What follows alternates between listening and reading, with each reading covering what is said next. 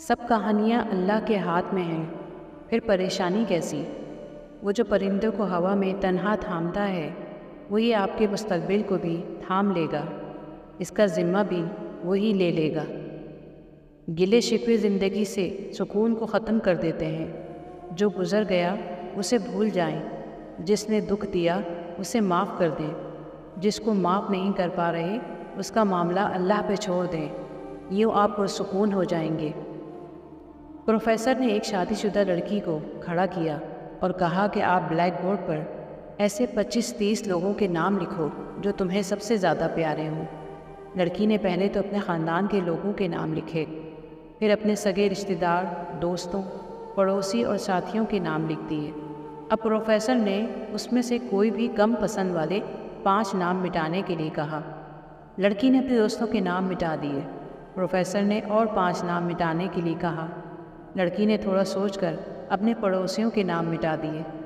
अब प्रोफेसर ने और 10 नाम मिटाने के लिए कहा। लड़की ने अपने सगे रिश्तेदारों के नाम मिटा दिए। अब बोर्ड पर सिर्फ 4 नाम बचे थे, जो उसके मम्मी पापा, शौहर और बच्चे का नाम था। अब प्रोफेसर ने कहा इनमें से 2 नाम और मिटा दो। लड़की कश्मकश में पड़ गई। बहुत सोचने के बाद, बहुत दुखी होते हुए उसने अपने मम्मी पापा का नाम मिटा दिया। तमाम लोग दंग रह गए, लेकिन पुरसुकून थे, क्योंकि वो जानते थे कि ये खेल सिर्फ वो लड़की नहीं खेल रही, बल्कि उनके दिमाग में भी यही सब चल रहा था। अब सिर्फ 2 ही नाम बाकी थे, शौहर और बेटे का। प्रोफेसर ने कहा अब एक नाम और मिटा दो।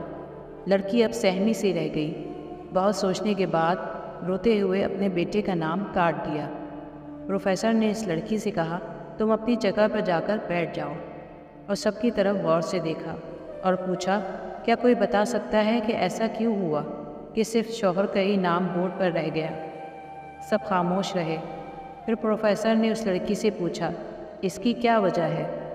उसने जवाब दिया मेरा शौहर ही मुझे मेरे माँ बाप, बहन भाई और अपने बेटे से भी ज़्यादा अजीज़ है। वो मेरे हर दुख सुख का साथी है।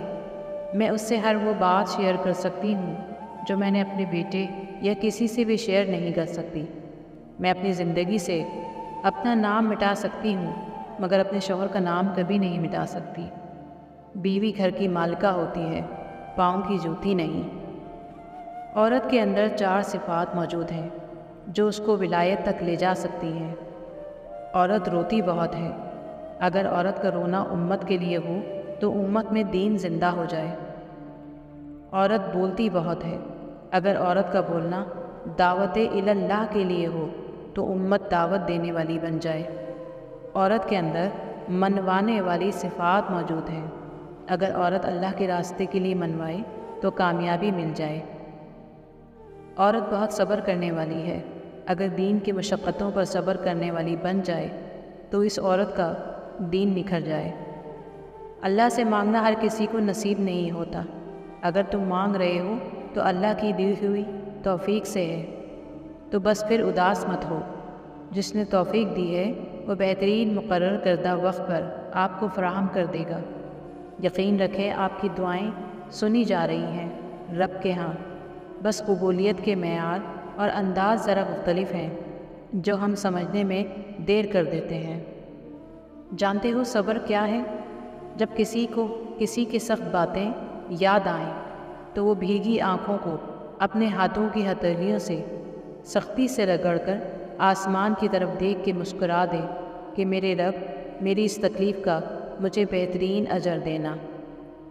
तवाज़ुन ये नहीं है कि आप दीन और दुनिया साथ साथ लेकर चलते हैं।